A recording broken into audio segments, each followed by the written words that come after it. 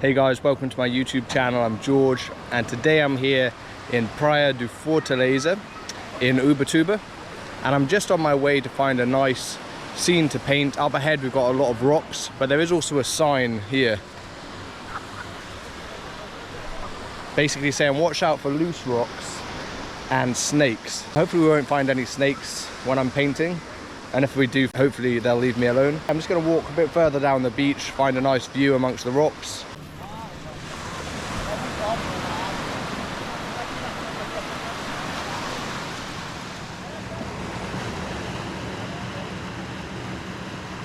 I found my spot amongst the rocks, and I quite like this spot because I get a nice view of the sea, but I also get a good view of some of the foreground rocks where you get some real darks and contrasts, and also you get that atmospheric perspective with this section of trees in the foreground and then one further in the distance. So I think this will make for a nice composition to paint.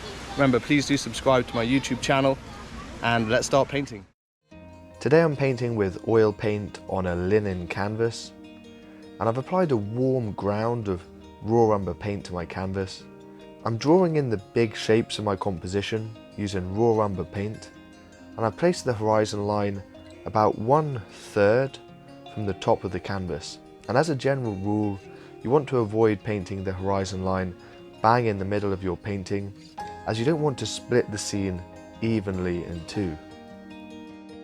Also, I've placed the horizon line higher up, as I want to leave space to work on these large interesting rocks in the foreground. Also, as the sky is plain blue, I don't want to have too much of my painting taken up by a relatively blank area. For example, if you're painting on a day with more clouds in the sky, these can add variety and interest to the sky section of your painting, and as a result it may be a good decision to place the horizon line a bit lower down in this case. To paint the blue sky, I'm using a colour mix of titanium white and cobalt blue. I'm gradually adding a bit more cobalt blue to my colour mix the further up the sky goes on the painting.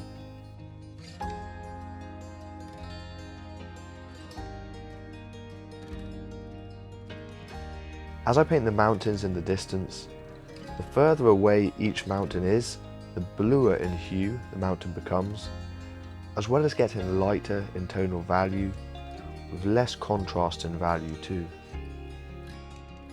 A good way to create a solid sense of depth in your painting is to have an area of high contrast and detail in the foreground, which as a result will help push the lower contrast, less detailed sections of the painting back further in the distance. This large rock provides me with this area of detail in the foreground. I start by painting the outline of the rock's contour and the shape of the shadow on it. I'm now massing in the shadow shape, first as a flat tone, using a colour mix of raw umber and a touch of carmine red and ultramarine blue to create a deep dark with a slightly warm colour temperature. For the shadow on the ground next to the rock, I'm using a colour mix of ultramarine blue with cobalt blue and a small touch of raw umber and titanium white, creating a much bluer shadow colour than that on the rock, as this area of the ground is facing upwards, so it's receiving reflected light from the blue sky. I then paint the halftones next to the shadow edges to give the rock a three-dimensional appearance, and then with a lighter colour mix I fill in the light sections of the rock. As I render the surface of the rock, I also start to add a bit more complexity to the lights and the shadows by adding a few sections of lighter paint in the light section, as well as some warmer light sections within the shadow section for areas which are receiving bounce light from the sand or other sections of the rock. However, I'm still keeping my light colour mix and my shadow colour mix very distinct, as the subtleties within these sections don't compare in tonal value to the other section. And this is very noticeable when you squint at the scene and realise that the lights in the shadows aren't actually that light, especially when compared to the overall light section of the rock. I also add a few dark accents for the crevices and cracks within the rock surface, which create occlusion shadows and these are the darkest type of shadow, as these areas aren't really receiving any bounce light from the surrounding areas. To paint this foreground mountain, which is covered in thick rainforest, I start by marking in the darkest sections. This area is closer to the foreground than the distant mountains, and there is much more tonal contrast visible here, with deeper shadows within the massive trees, as well as sections which are receiving direct sunlight and are much brighter and warmer in colour temperature. And as I paint, I'm trying to think in terms of blocks of colour, rather than trying to paint individual trees at this stage. I'm now refining the contour where the forest meets the sky. This is a section where it can be worthwhile to bring out the smaller brushes and really paint with a close attention to detail, to carefully pick out the character of the shapes of the leaves and the branches, as this is an area of high contrast, as the sky is much lighter in value than the foliage. So what you paint here will be very visible.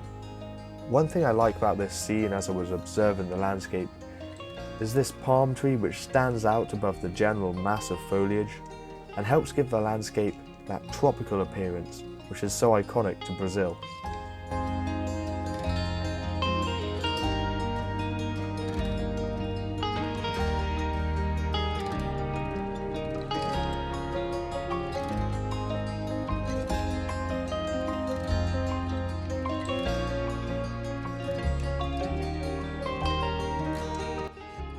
To paint the rocks in the midground, I'm not being as precise as I was when I painted this rock in the foreground, as these rocks in the midground aren't so much of a focal point. To paint these, I paint the general mass of rocks as one colour mix, consisting of raw umber, yellow ochre, and a touch of carmine red, cobalt blue, and titanium white to make a warm grey colour mix. I then add some dark brush strokes consisting of raw umber and ultramarine blue on the shadow sides of these rocks, which is on the right hand side as we look at the scene, as the sun is lighting the scene from above and to the left. To paint the sea, I'm using a colour mix of cobalt blue, titanium white, and a touch of English green, which is a similar colour to cadmium green light. As the sea gets closer to the foreground, I make a colour mix consisting of titanium white, cobalt blue, ultramarine blue, and a small touch of carmine red, as the foreground water has a slightly warmer purplish hue, whereas the distant sea is a bit greener in hue.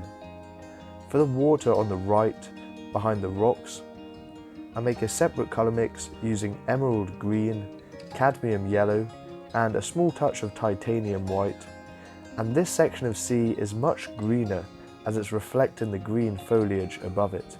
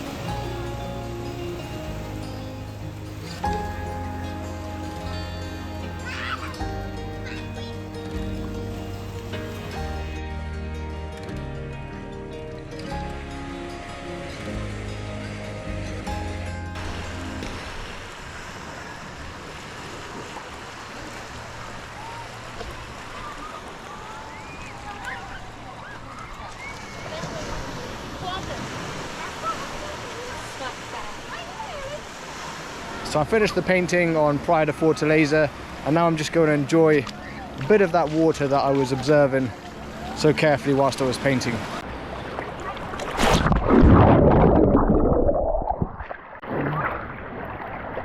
Yeah, that's what I needed. Some nice refreshing water.